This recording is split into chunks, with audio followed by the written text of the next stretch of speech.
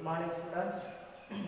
काल आपण कोणता सिलेबस हा रिड्यूस झालेला आहे याच्याबद्दल लेक्चर घेतलेलं होतं. आज आपण नवीन युनिटला सुरुवात करणार आहोत. ते नवीन युनिट आहे chemical thermodynamics. What is meaning by the thermodynamics? Thermodynamics म्हणजे काय की ज्याचा संबंध हा एनर्जी बरोबर येतो, हीट बरोबर येतो, त्याला आपण थर्मोडायनामिक असं म्हणतो. मग आपण दैनंदिन व्यवहारामध्ये असे अनेक उदाहरणं आहेत की ज्याचा थर्मोडायनामिक्सशी संबंध येतो. जसं स्वयंपाक करताना आपल्या घरी आपण आपली आई बहीण स्वयंपाक करते, तिथेही थर्मोडायनामिक्स आहे. त्याच्यानंतर चहा करून आणला, तिथेही थर्मोडायनामिक्स आहे. तर आपण आज ज्या नवीन युनिटला सुरुवात करणार आहोत ते आहे chemical thermodynamics.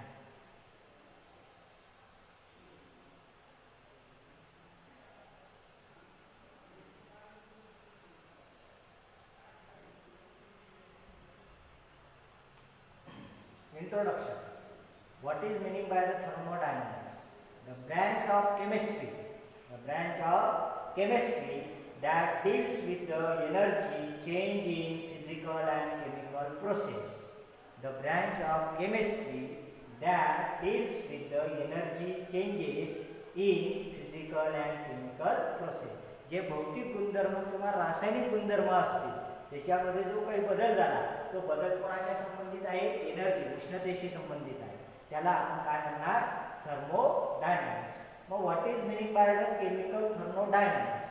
Energy transformation in chemistry, chemical reaction. Energy transformation in chemical reaction tells us about the feasibility of a reaction deals with initial and final state of the system. म्हणजे जी सिस्टीम आहे आपण पुढे बघणार आहोत system surrounding, पण सिस्टीममध्ये जे सुरुवातीचा जो काळ असेल आणि त्याच्यानंतरचा जो काळ असेल म्हणजे सुरुवातीचा काळ आणि नंतरचा काळ जो असेल त्याच्यामध्ये ज्या केमिकल रिॲक्शन घडतील त्याला आपण काय म्हणणार? Chemical thermodynamics. Given no information regarding rate of reaction does not tell us about the mechanism of this process. हे झालं introduction of the chemical thermodynamics.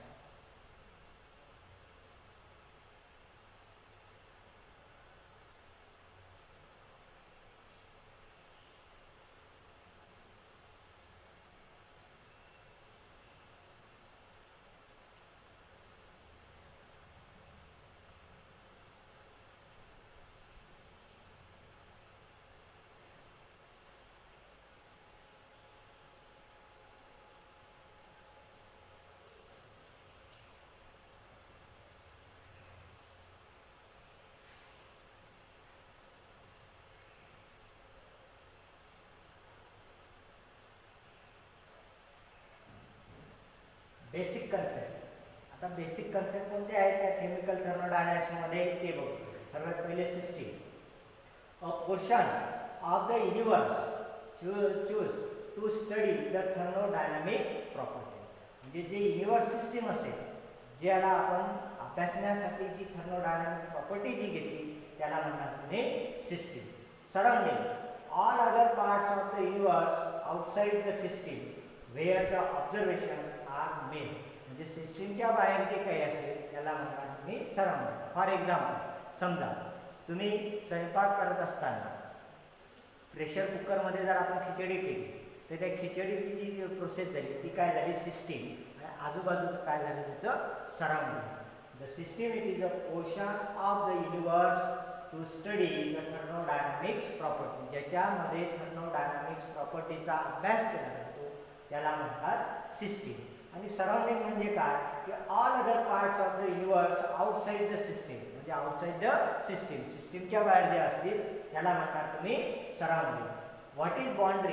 The surface of separation. सरफेसला जे सेपरेशन करते the surface of separation between the system and surrounding. System आणि सराउंडिंगला जे वेगवेगळे करतील त्याला म्हणणार तुम्ही boundary. What is universe? Universe म्हणजे काय?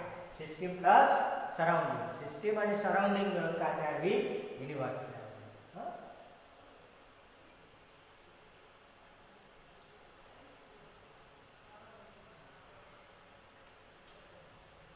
Types of system. आता सिस्टीमचे किती प्रकार आहेत? एकूण प्रकार आहेत 3. पहिला आहे ओपन सिस्टीम, दुसरा आहे क्लोज सिस्टीम आणि तिसरा आहे आयसोलेटेड सिस्टीम. मग what is meaning by the open system? याच्यामध्ये exchange of both the matter and energy, याच्यामधले जे बदल होईल तो बदल मॅटरमध्ये पण होईल आणि एनर्जीमध्ये पण होईल, त्याला म्हणायचं open system. What is meaning by the close system? The exchange only, फक्त एक्सचेंज कोणाचं होईल? एनर्जीचं होईल, मॅटरचं होणार नाही, त्याला म्हणणार तुम्ही close system. What is meaning by the isolated system? The system cannot be exchange, कोणताही बदल होणार नाही. कोणामध्ये बदल होणार नाही? Either be matter or energy of the surrounding is called as isolated system. For example, समजा आपण घरी सकाळी उठल्या उठल्या जर चहा घेतला तर चहा ज्या कपशीमध्ये येतो त्याला म्हणणार तुम्ही ओपन सिस्टीम, कारण त्याच्यामधून exchange of both the matter and energy, त्याच्यामधून काय बाहेर पडेल? मॅटर पण बाहेर पडेल आणि एनर्जी पण बाहेर पडेल. It is called as open system. A system that can exchange both the matter and energy with the surrounding is called as open system. For example काय? मग ओपन टी, आपण जर चहा घेतला पूर्ण कपशीमध्ये ती कोणती सिस्टीम झाली? Open system. मग आता क्लोज सिस्टीम, समजा आपल्याला चहा पिण्यासाठी जरा उशीर होत आहे, मग चहा जर आपल्याला गरम पाहिजे असेल तर आपण त्याच्यावर काय करणार? एक कवर ठेवणार, मग ती कोणती सिस्टीम झाली? Close system. त्याच्यामधून फक्त बाहेर काय पडेल? Exchange only energy but not to the matter.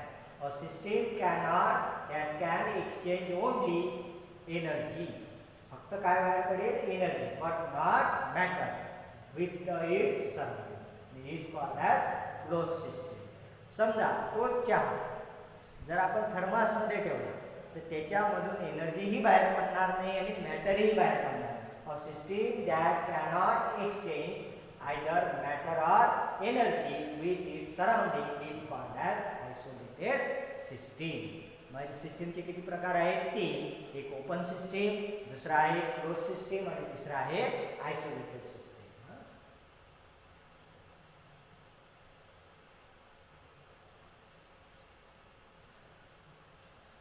Type of thermodynamics property.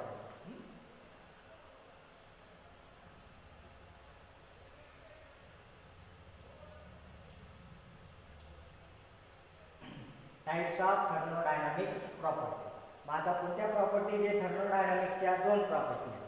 पहिली आहे एक्सपेन्सिव्ह प्रॉपर्टी आणि दुसरी आहे इंटेन्सिव्ह प्रॉपर्टी. मग what is meaning by the expensive property? A property which depends on the amount of matter present in system. म्हणजेच काय? एक अशी प्रॉपर्टी की जी डिपेंड कोणावर आहे? अमाऊंट ऑफ मॅटरवर डिपेंड आहे. Amount of matter present in system is called as expensive system. मग फॉर एक्झाम्पल मास, वस्तुमान, व्हॅल्यूम, आकारमान, internal energy, heat capacity, number of moles. मग हे सगळे कोणती सिस्टीम झाली? Expensive system. The property which depends, नीट लक्षात घ्या, a property which depends on the amount of matter, कोणावर डिपेंड असेल? अमाऊंट ऑफ मॅटरवर, त्याला म्हणायचं एक्सपेन्सिव्ह सिस्टीम. मग त्याचे एक्झाम्पल काय आहे? Mass, volume, internal energy, heat capacity, number of moles. What is meaning by the intensive property? A property which is independent of, a property which is independent of amount of matter in a system is called as extensive property. ज्याचा संबंध property जो आहे त्या property independent आहे, अमाऊंटवर काहीही संबंध राहणार नाही, प्रॉपर आहे, तो इंडिपेंडेंट आहे. It is called as intensive property. For example pressure, pressure means दाब, टेम्परेचर तापमान, डेन्सिटी इट इज अ घनता, boiling point and melting point द्रवणांक आणि उत्कलांक, सरफेस टेन्शन आणि स्पेसिफिक हीट. मग हे सगळे काय झाले? Intensive property. ही झाली एक्सटेन्सिव्ह प्रॉपर्टी. मग extensive property means the value it is depends on amount of मॅटर. कशावर डिपेंड असेल? अमाऊंट ऑफ मॅटरवर डिपेंड असेल. आणि extensive property it is independent of amount of matter. It is a independent of amount of water. extensive property are additive. Ratio of two extensive property is an intensive property. State variables. आता तुम्हाला मी सांगितलेलं होतं initial state and final state. Initial state म्हणजे काय? सुरुवात. मग P1, V1 and T1 that is pressure, volume and temperature. आणि फायनल स्टेट म्हणजे काय? शेवटचा टप्पा that is T2, V2 and T2. Pressure, volume and temperature. मग state variables. Measurable thermodynamics property that describe the system. आता state variables कोणते आहेत? TPV. TPV means temperature, pressure and volume. The state of system, a condition of the system determined by specific the value of the state variable. म्हणजे जे state variable दिलेले आहे त्याच्या काही condition असते, त्या कंडिशनवर काय असेल तो डिटरमाइन असेल. मग चेंज इन स्टेट काय बदल झाला? एक इनिशियल स्टेट येईल आणि दुसरा काय येईल? फायनल स्टेट येईल. मग state function, what is meaning by the state function? Any property of a system whose value depend on the state of the system and is independent of the path followed to reach that state. State property म्हणजे काय? आपलं state function म्हणजे काय? की any property of system, कोणताही गुणधर्म असो सिस्टीमचा, whose value depend, त्याच्यावर काय डिपेंड असेल? Value on the state of system and is independent of path followed to reach that state. Example कोणते आहे? PVT, pressure, volume and temperature. Path function, any property of system whose value depend on the path used to reach a particular state. That is example work and heat.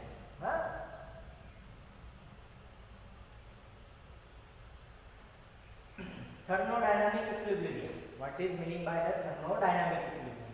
A system is said to be in thermodynamic equilibrium when the state function of the system do not change with time. Again repeat that. A system is said to be, एक अशी system असेल की ज्याच्यामध्ये thermodynamic equilibrium when state function, thermodynamic काय explain करेल? State function of the system आणि do not change with time, त्याच्यामध्ये कोणताही टाइमचा बदल होणार नाही. मग what is meaning by process? Process means a translation from one equilibrium state to another is called as process. म्हणजे एका याच्यामधून दुसऱ्या याच्यामध्ये जर तो बदल झाला त्याला म्हणणार प्रोसेस. म्हणजेच काय की एका स्टेटमधून दुसऱ्या स्टेटमध्ये जाणं याला म्हणणार तुम्ही process. Mug type of process, first it is isothermal process, a process in which the temperature of the system remain constant. Temperature काय राहील? remain constant राहील throughout the transformation, that is delta T is equal to 0. मग heat flow in out of the system to keep the temperature constant. उष्णतेमध्ये काय होईल? शीटमध्ये तो in पण होईल आणि आउट पण होईल, पण त्याचं टेम्परेचर जे असेल ते कॉन्स्टंट असेल. Internal energy constant, that is delta U is equal to 0, and this process is called as isothermal process. याच्यामध्ये टेम्परेचर काय असेल? कॉन्स्टंट असेल. टेम्परेचर काय असेल? कॉन्स्टंट असेल. Second process, isobaric process, a process in which the pressure of the system remain constant. याच्यामध्ये काय constant असेल? प्रेशर कॉन्स्टंट असेल. आयसोथर्मल मध्ये काय कॉन्स्टंट होता? टेम्परेचर कॉन्स्टंट होता, that is delta T is equal to 0. पण आयसोबेरिक मध्ये काय असेल?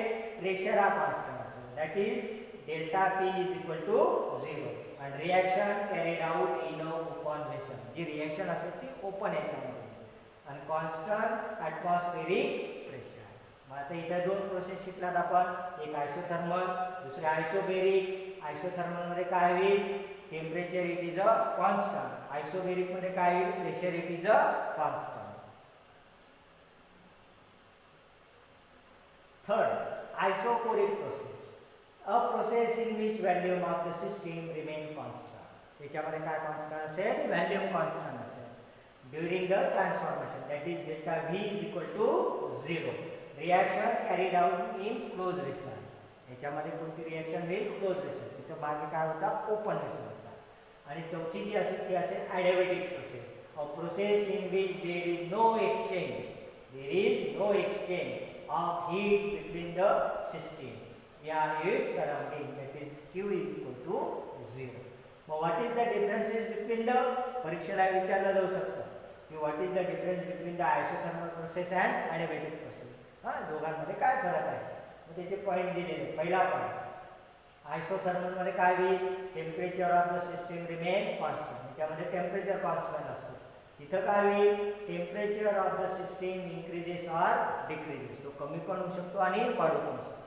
Second point, there is exchange of heat between the system and surrounding, याच्यामध्ये बदल होईल, heat between the system and surrounding, त्याच्यामध्ये बदल होणार नाही. No exchange of heat between the system and surrounding. Third point, the internal energy of the system remain constant, internal energy मधला जो system असेल तो काय असेल, कॉन्स्टंट असेल. आणि तिकडं the internal energy of the system is increases or decreases, internal energy एक वाढेल एक कमी होईल. चौथा पॉइंट असेल, system is not thermally isolated from its surrounding, आणि तिकडं असेल system is thermally isolated from its surrounding. It is a differences between the isothermal process and adiabatic process. What is the reversible process?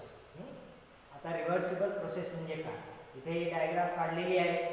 एक beaker आहे, त्या beaker मध्ये gas cylinder आहे, त्याच्यामधून एक पिस्टन आपण प्रेस केलेला आहे. पिस्टन काय प्रेस करेल, pressure, that is opposing process. Opposing process, that is V1 is a value, cylinder दिलेला आहे, आणि ड्रायव्हिंग फोर्स, हा इकडनं कोणता होईल, ड्रायव्हिंग फोर्स, आणि इकडनं कोणता होईल, अपोजिंग फोर्स.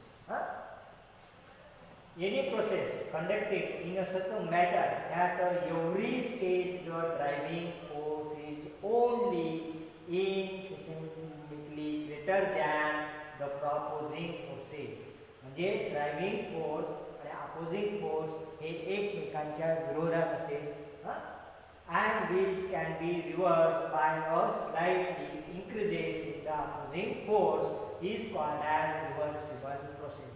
इथे रिव्हर्सिबल प्रोसेसची काय दिलेली आहे, डेफिनेशन दिलेली आहे. Any process conducted in such a matter that every stage that is driving force is only, driving force it is only infinitely greater than the opposing force, and which can be reversed by a slight increases in the opposing force is called as reversible process.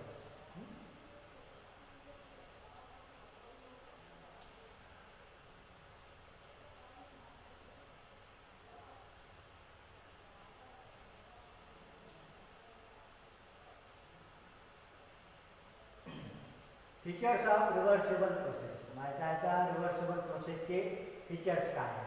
Driving force is greater than opposing force, the process take place in infinite step, याचे किती number of step असतील, maximum work is obtain, system attain a mechanical equilibrium with its surrounding at the end of every step, आणि process can be reverse by change in condition.